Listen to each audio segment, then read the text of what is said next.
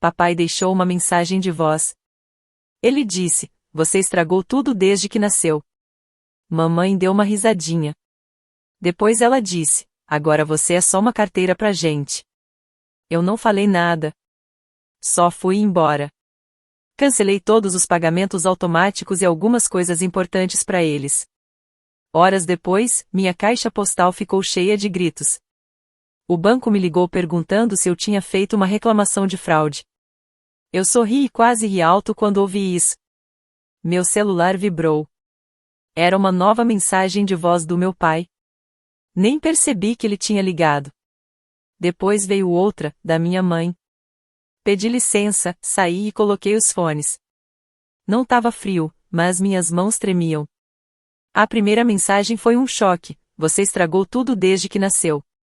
Ela foi dita de forma fria, sem raiva, como se fosse uma verdade antiga. A segunda foi pior: você é só uma carteira pra gente. É só isso que você sempre foi. Ela ainda disse que meus irmãos deram coisas de verdade, como netos. Você não é nada, ela disse, e riu antes de desligar, como se fosse uma piada pra ela. E o pior é que eu sabia o motivo daquilo. Foi por minha causa. Eu tinha ligado para eles mais cedo, queria reunir todo mundo. Fazer uma viagem de fim de semana em família, num lugar tranquilo. Eu disse que pagaria tudo. Fazia tempo que a gente não fazia isso. Eu disse: a gente tá precisando disso. Mas eles nem pensaram duas vezes. Minha mãe disse: não queremos isso. Não é isso que a gente quer de você. Meu pai completou: você nunca fez nada importante por essa família. Sem filhos, sem legado. Você só serve para mandar dinheiro. Eu não discuti. Não me defendi. Só disse um ok e desliguei. Mas quando as mensagens depois, algo dentro de mim quebrou. Eles não ficaram bravos por causa da viagem. Ficaram bravos porque eu saí do papel de banco. Eu ofereci presença, e eles perceberam que sem dinheiro eu não tinha valor para eles. Então eu decidi. Fui para casa, sentei na minha mesa com um foco estranho. Abri todas as contas que estavam no meu nome e que eles usavam. Cancelei tudo. O aluguel sumiu.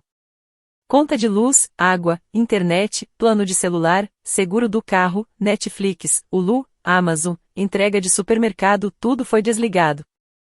Um por um. Sem aviso. Então fiz uma queixa no banco sobre os últimos $3.000 que mandei. Algumas horas depois, o banco ligou: alô, Sr. Taylor? Estamos analisando uma possível transação não autorizada. Você pode confirmar que não foi você que enviou esse dinheiro? Eu disse que não. A conta foi congelada na mesma tarde. Me encostei na cadeira e esperei. Na hora do jantar, começou. Minha mãe mandou um monte de mensagens de voz dizendo que eu não podia ter feito aquilo. Meu pai ligou 6 vezes. Na última, ele gritou dizendo que eu TRA e as pessoas que me deram a vida. Meu irmão Zack, o mais novo, me mandou uma mensagem: cara, o que tá acontecendo? Eles estão surtando. Eu não respondi. Nathalie assistiu tudo calada. Ela sabia que a hora tinha chegado. Há meses ela tentava me fazer ver que eu não estava sendo um bom filho, eu estava sendo usado. Ela dizia que amor de verdade não depende de depósito. Eu sempre defendia meus pais. Dizia que era meu dever ajudar. Mas depois de ouvir aquelas mensagens, tudo ficou claro. Eles não me amavam. Só me aguentavam porque eu pagava para isso. E agora o dinheiro parou. Eles não sabiam que isso era só o começo. Eu não mandei aviso, nem explicação, nada. Só fiquei em silêncio. Depois de desligar tudo que estava no meu nome, esperei. Eu sabia o que viria. Só não achei que inteligência artificial ser tão rápido. No segundo dia, as luzes deles foram cortadas. No terceiro, os celulares pararam de funcionar. Como o aluguel não foi pago, o dono do imóvel me ligou. Foi assim que eu percebi que eles deram meu número em vez de assumir a responsabilidade. Eu disse para ele que eu não tinha mais nada a ver com isso. E bloqueei o número. Nathalie disse que eu não tinha que apenas cortar os galhos, tinha que arrancar a raiz. Então fui além. Peguei todos os documentos financeiros que eles já tinham me enviado. Transferências, recibos, contas de celular, até mensagens pedindo dinheiro emprestado. Eles nunca me pagaram. Enviei tudo por e-mail pro setor de fraudes do banco. Disse que alguém estava usando meu nome e dados financeiros sem meu consentimento. Falei que só percebi a gravidade da situação recentemente.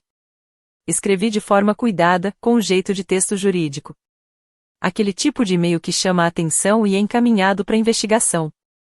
Então o banco congelou não só a conta compartilhada, mas também as contas individuais dos meus pais. Os $3.000 que eu tinha relatado foram retidos. Foi aí que as ligações mudaram de tom. Deixaram de ser sobre culpa e viraram desespero. Você não pode simplesmente nos cortar, meu pai disse. Nós te criamos. Você está destruindo nossas vidas, minha mãe gritou. Você não sabe o que está fazendo. Eu não respondi. Bloqueei os dois. Eu já imaginava que eles iriam procurar meus irmãos. E eu estava certa. 2 dias depois, Zack me ligou furioso. Eles vão perder a casa, cara. Você não pode simplesmente cortar tudo assim. Eu disse para ele uma coisa que deveria ter dito há anos: você e o Dylan moram a 10 minutos deles. Vocês dois têm emprego. Vocês dois têm filhos. Talvez seja a vez de vocês agora. Ele começou a gritar. Disse que eu era insensível. Ele disse que eu estava agindo como se não tivesse família. Eu respondi que tinha sim, estava construindo uma família com alguém que não me tratava como um caixa eletrônico. Ele desligou. Dylan nem ligou. Mandou uma mensagem curta: não nos envolva no seu drama. Você sempre foi problemático. Natalie leu a mensagem e balançou a cabeça. Ela disse: agora você entende, né? Eu entendi. Está tudo claro. Meus pais não só me usaram. Eles ensinaram os outros a esperar que eu sempre carregasse o peso. Eu não era um filho. Eu era o plano B, o banco da família, a rede de segurança, a pessoa para culpar quando tudo dava errado. E agora que eu parei, a rede sumiu. Mas aí aconteceu algo que eu não imaginava. Uma semana depois, meus pais apareceram na casa do Zack com presentes para as crianças. Deram sorrisos, abraços, agindo como se nada tivesse acontecido. Minha mãe postou fotos no Facebook com a legenda: grata por quem dá sentido à vida. Natalie viu primeiro e disse: eles estão jogando o jogo longo. Ela estava certa. Eles estão tentando me apagar da história, como se eu fosse um capítulo ruim, e fazer parecer que os outros filhos são os verdadeiros heróis. Eu nem liguei para as fotos. O que mexeu comigo foi o silêncio do Zack e do Dylan. Ninguém ligou para dizer: ei, isso foi estranho. Ninguém disse que me devia um pedido de desculpas. Eles estão bem em fingir que tá tudo normal, desde que a culpa caia em outra pessoa. Mas eles erraram numa coisa. Eu ainda não tinha terminado. O silêncio não me incomodou. Pelo contrário, foi um alívio. Pela primeira vez em anos, minha sexta-feira de manhã não estava ligada a um depósito. Eu não acordei olhando o saldo do banco, fazendo contas para ver quanto podia enviar e quanto ficava para mim. Não recebi aquela mensagem de sempre da minha mãe lembrando do dia do depósito. Mas na segunda sexta-feira, meu corpo já estava acostumado. Abri o aplicativo do banco só por hábito. O saldo estava intacto. Foi aí que chegou uma mensagem do Zack: sério que você não vai mandar os $500? Não teve um oi, como você tá? Nem é o que aconteceu com você, mamãe e papai. Foi direto ao dinheiro. Eu digitei uma resposta, apaguei 2 vezes. Depois escrevi o que eu queria mesmo: você envia. Ele me deixou no visualizado. Mais tarde, eu e Natalie estávamos vendo um filme quando meu celular vibrou de novo. Era meu pai, usando outro número. Ele tinha sido desbloqueado. Não gritou. Não estava com raiva. Parecia cansado. Ele disse: a gente sabe que você tá bravo, mas é hora de seguir em frente. Isso é sua responsabilidade. Seus irmãos não podem carregar isso. Eles têm famílias. Você não. Aquilo me atingiu de outro jeito. Nathalie viu que meu rosto mudou, pausou o filme e disse: deixe eles caírem. Se eles fossem pessoas boas, não precisavam ser carregados. Mas eu não fui criado para deixar nada cair. Esse é o problema. Me ensinaram que eu era a reserva, a que limpa a bagunça, que não ter filhos me tornava menos importante, que meu valor estava em quanto eu dava, não em quem eu era. Então liguei pro banco de novo, mas dessa vez não foi para denunciar fraude. Mas eu liguei pro banco de novo para ter certeza de que tudo inteligência artificial funcionar direito. Eu disse que achava que muitas transferências que fiz ao longo dos anos podiam ter sido feitas com mentiras. Disse que nunca recebi comprovante, nem devolução, nem confirmação. O pessoal do banco anotou tudo.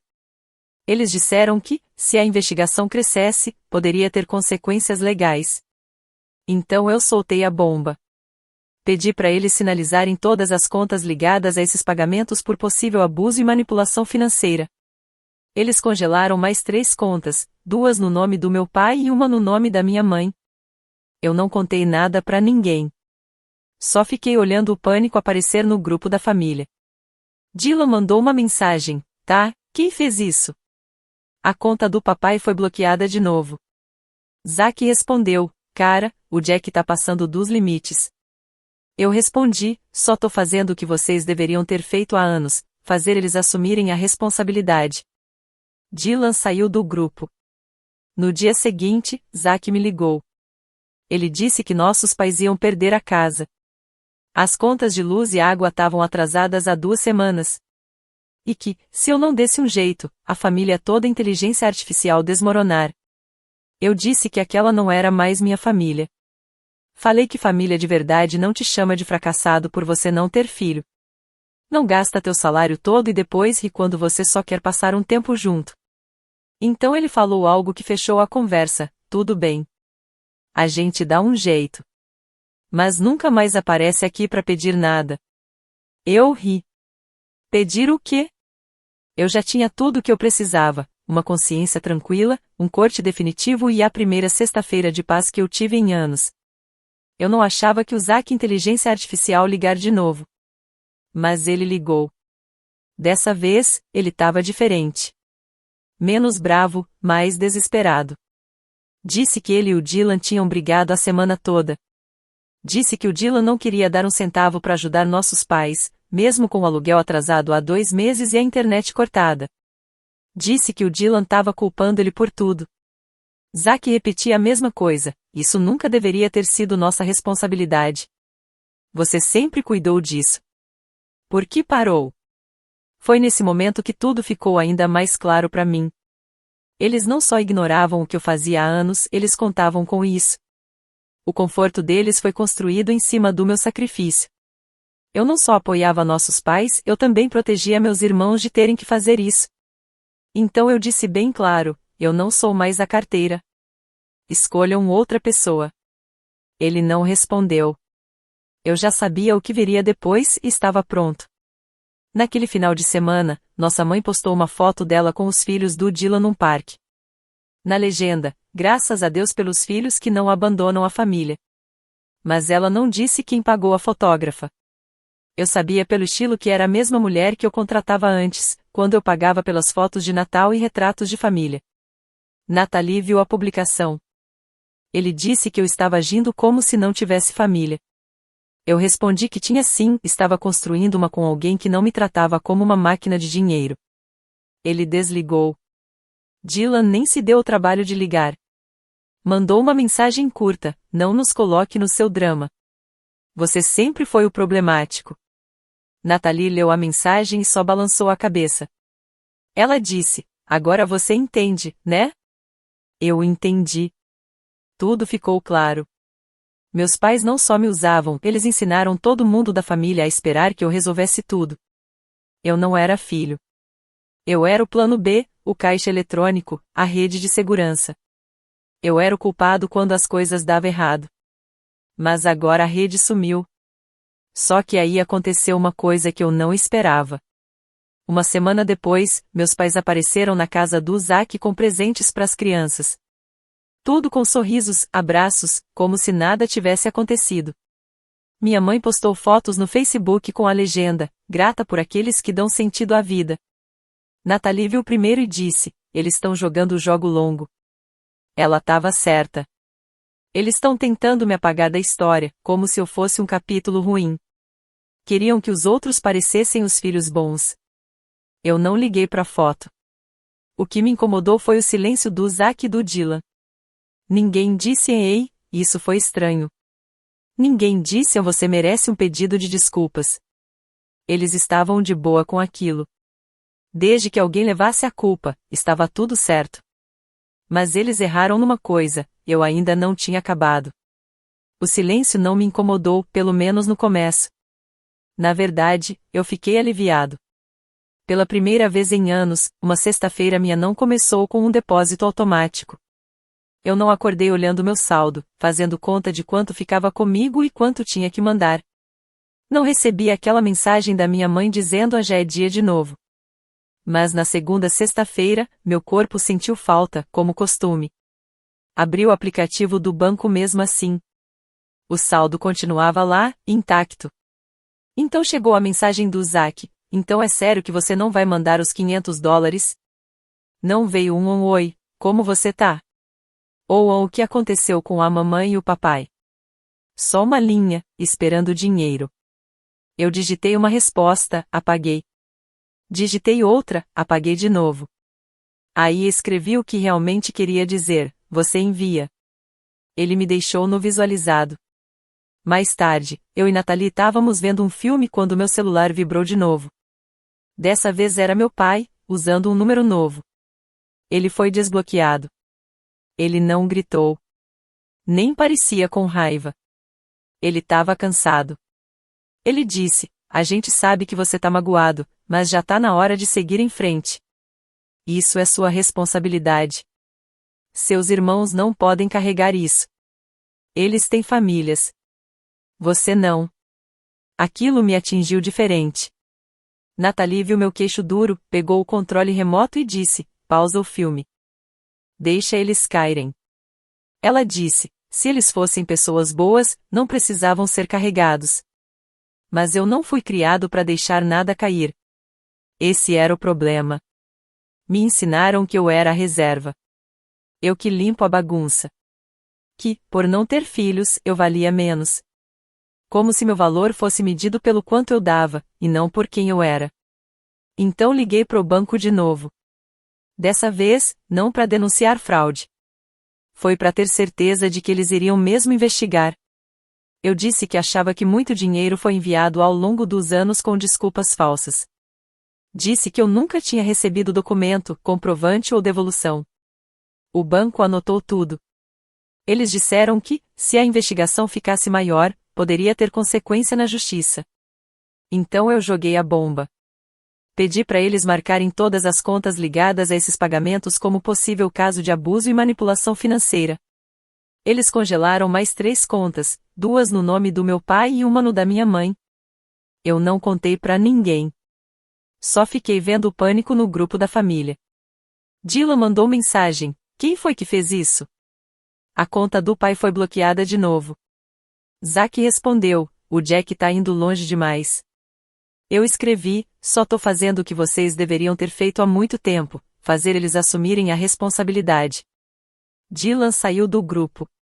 No dia seguinte, Zack me ligou. Ele disse que nossos pais iam perder a casa. Disse que as contas estão atrasadas há 2 semanas. Que, se eu não fizesse nada, a família toda inteligência artificial afundar. Eu disse para ele: essa não é mais minha família. Família de verdade não te chama de fracassado por não ter filhos. Não gasta teu dinheiro e depois ri quando você pede para ficar junto. Aí ele falou algo que fechou tudo para mim: tá certo. A gente se vira. Mas nunca mais peça nada pra gente. Eu ri. Pedir o quê? Eu já tinha tudo o que eu precisava: uma consciência tranquila, um corte final, e a primeira sexta-feira em paz em anos. Eu não esperava que o Zack fosse ligar de novo. Mas ele ligou. Dessa vez, tava diferente. Não tava irritado, tava desesperado.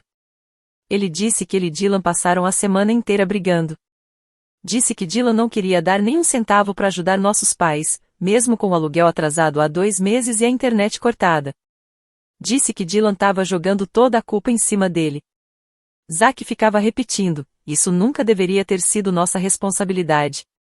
Era você que cuidava disso. Por que parou? Foi aí que caiu a ficha para mim de verdade. Eles não tão só ignorando o que eu fazia. Eles construíram a vida confortável deles em cima do meu sacrifício. Eu não estava só sustentando nossos pais, eu estava protegendo meus irmãos de terem que encarar a realidade.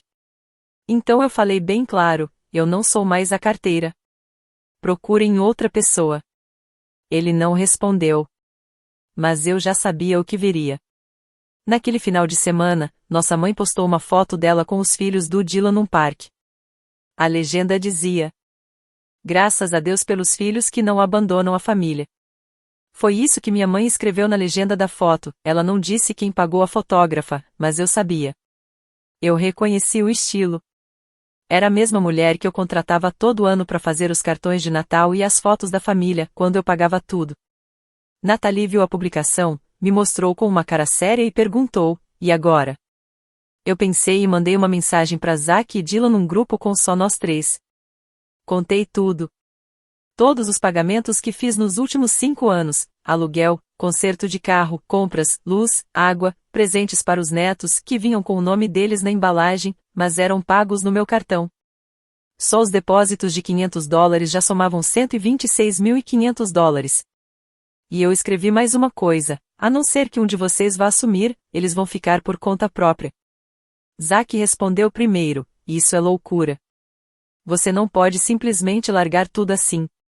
Você acha que isso te faz parecer certo? Depois Dylan falou: você não era obrigado a pagar. Ninguém te forçou. Aquilo doeu. Não porque era mentira, mas porque era exatamente o que eu mesmo me dizia. Que eu fazia por vontade, por bondade. Que era nobre.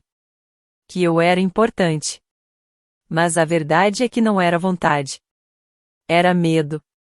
Medo de que, se eu parasse, a família inteligência artificial se voltar contra mim. E foi o que aconteceu. Uma semana depois, recebi um e-mail do banco. Eles terminaram a análise e decidiram manter a denúncia de fraude. Disse que, como tinha muita coisa errada e nenhum comprovante, as contas iam continuar bloqueadas. O dinheiro ficou retido para sempre. Eu não respondi. Só encaminhei o e-mail para meus pais. Sem uma palavra. Aí, no domingo, o Zack apareceu na minha porta. Não mandou mensagem, veio pessoalmente. Nathalie atendeu. Ele pediu para falar comigo a SOS. Eu saí. Ele ficou na varanda, como se não me reconhecesse. Ele disse: eu não vou fazer isso. Não vou dar nada para eles. Eu tenho minha própria família. Eu esperei. Ele disse: você venceu, cara. Você destruiu tudo. E foi embora. Eu não o parei. Voltei para dentro, sentei e entendi uma coisa óbvia. Eu nunca quis vencer. Só queria que eles parassem de me sugar. Então eles apareceram. Meus pais. Com presentes embrulhados com laços vermelhos. Era véspera de Natal. Eu e Nathalie estávamos fazendo um jantar simples para alguns amigos. Nada grande. Nada de família. Eu não falava com meus pais há mais de um mês. E, que eu soubesse, nem o Zack nem o Dylan também. Eu não tinha convidado ninguém daquele lado. Mas quando abri a porta, eles estavam lá. De pé na varanda, vestidos como se tivessem saído de um catálogo de loja chique. Minha mãe tinha uma bandeja de biscoitos caseiros. Ela disse: não queríamos passar o Natal sozinhos. Como se isso explicasse alguma coisa. Nathalie veio até a porta, ficou em silêncio. Eu saí, fechando a porta atrás de mim, e perguntei: o que vocês estão fazendo aqui? Meu pai disse: viemos fazer as pazes. Família briga. É normal. Mas ficar tanto tempo afastado não é. Eu não respondi. Fiquei pensando quem tinha contado para eles onde a gente estava. Nunca dei nosso endereço. Foi aí que percebi: Foi o Zack. Ele tinha dito que estava fora disso, mas pelo jeito, ainda estava passando informação. Antes que eu falasse alguma coisa, minha mãe disse uma frase que me fez passar mal. Trouxemos presentes para as crianças. As crianças. A gente não tem filhos. Ela estava falando dos sobrinhos da Nathalie, duas crianças pequenas que a gente estava cuidando só no final de semana. Não eram nossos filhos, nem parentes. Era um favor que a Nathalie fez para a irmã dela. Meus pais viram uma foto no Facebook. A Nathalie tinha postado 2 dias antes. Eles inventaram na cabeça deles que, se aparecessem com presentes para 2 crianças aleatórias, isso seria suficiente para ganhar um lugar de volta na nossa mesa. Eu falei que a gente estava ocupado e que eles precisavam ir embora. O rosto do meu pai não mudou. Minha mãe ficou com uma cara de confusa, como se não entendesse por que aquilo não estava funcionando. Estamos tentando, ela disse. Não é isso que importa? Eu não respondi. Simplesmente virei as costas, abri a porta e entrei de novo. A Nathalie não falou nada. Ela já sabia. Pegou a bandeja de biscoitos da minha mão, jogou direto no lixo e voltou para a sala como se nada tivesse acontecido. Mais tarde, recebi uma mensagem do Dylan. Ouvi dizer que eles apareceram. Ele continuou, eles fazem isso todo ano com alguém. Ano passado foi com o Zack. Eles simplesmente aparecem esperando um jantar e um perdão falso. Eu respondi, eles trouxeram presentes para filhos de outra pessoa. Dylan não respondeu. Ficou na minha cabeça por um bom tempo. Não só porque foi absurdo, mas pelo nível de negação. Meus pais achavam que ainda eram os ambonzinhos da história. Achavam que uma bandeja de biscoitos e uns brinquedos iam apagar tudo que disseram. Que tinham o direito de aparecer aonde quisessem, quando quisessem, se tivessem algo nas mãos. Mas o pior veio 2 dias depois. Chegou uma carta registrada na nossa porta. Era dos meus pais. Não era um pedido de desculpas. Era um pedido. Eles queriam que eu voltasse a enviar os $500 por semana, de forma oficial. Tinha uma lista de despesas e um orçamento escrito à mão. Parecia trabalho escolar de criança. No final tinha uma frase: confiamos que você fará a coisa certa. Eu entreguei a carta para Nathalie sem falar nada. Ela leu rápido e deu uma risadinha. Eles ainda acham que estão no controle, ela disse. E isso me pegou mais ainda, porque era verdade. Eles não estavam pedindo, estavam esperando. Achavam que, lá no fundo, eu ainda era o mesmo de sempre. Mas eu não era mais. Enviei um cheque para eles. Fiz em silêncio. Sem carta, sem mensagem. Só um cheque de $500, com o nome deles na frente. Sem transferência automática. Sem rastro digital. Só um papel com um selo. Um lembrete físico do que eles costumavam pegar sem nem pedir. A Nathalie não ficou feliz. A gente conversou muito sobre isso. Talvez até demais. Eu não tinha nenhum motivo bonito. Não era perdão. Não era culpa. Era só a verdade. Ninguém mais inteligência artificial ajudar eles. O Zack sumiu de vez. O Dylan fingia que eles nem existiam. A casa ainda estava de pé, mas sem vida. Eu sabia o que inteligência artificial acontecer se eu não fizesse nada. Eu sabia o peso disso. Você só tá ajudando porque eles te detonaram por anos, disse a Nathalie. E agora você não sabe como parar. Ela tinha razão. Mas eu falei para ela que aquela inteligência artificial será a última vez. Um cheque. Nada mais. Eu falei isso para mim mesmo, para eu não esquecer. Eles descontaram o cheque 2 dias depois. Aí as mensagens voltaram. Mas dessa vez não foram dos meus pais. Foram do Dylan. Você pagou depois de tudo aquilo? E aí o Zack entrou também. Agora a gente que parece ser egoísta. Eu não respondi nenhum dos dois na hora. Deixei eles ferverem. Uma semana depois, eu e a Nathalie estávamos num restaurante pequeno quando o Dylan apareceu. Eu não tinha falado pra ninguém onde a gente inteligência artificial. Mas ele entrou e sentou na mesa do lado, como se fosse coincidência. Não era. Você deixou a gente numa situação ruim, ele disse. Agora eles ficam ligando pra gente, dizendo que você é o filho bom. Eu olhei pra ele. Você teve 10 anos pra ajudar. Eu desisti de quase tudo pra você poder fingir que eles estavam bem. Agora tá bravo porque eles pararam de fingir? Ele não respondeu. Só levantou e foi embora resmungando alguma coisa. 2 dias depois chegou outra carta dos meus pais. Mas não era orçamento. Era um anúncio de nascimento. Uma cópia de uma carta que eles mandaram para amigos e família, dizendo que o Zack e a mulher dele iam ter outro filho. Tinha um bilhete só para mim. Talvez da próxima vez você tenha algo real para oferecer. A Nathalie viu a carta antes de mim. Rasgou na hora, sem pensar 2 vezes. Eles nunca iam parar. Enquanto eu tivesse algo para dar, eles iam continuar. Então eu fiz mais uma coisa. Mandei uma resposta. Não foi cheque. Foi um documento legal, preparado por um advogado que a Nathalie achou. Acessar e desistir. Sem mais contato. Sem mais dinheiro. Qualquer pedido seria considerado assédio. Eles tentaram ligar. Bloqueei todos os números. O Zack mandou uma mensagem. Você está morta para eles agora. Eu respondi. Eles morreram para mim há anos. Eu finalmente admiti. Saí do grupo de família. 3 meses se passaram. Nenhuma ligação. Nenhuma carta. Nada. Mas na Páscoa, recebi uma mensagem do Dylan do nada. Eles vão jantar aqui. Achei que você gostaria de saber. Eu não respondi. Naquela noite, eu e a Nathalie sentamos na varanda. Sem família. Sem obrigação.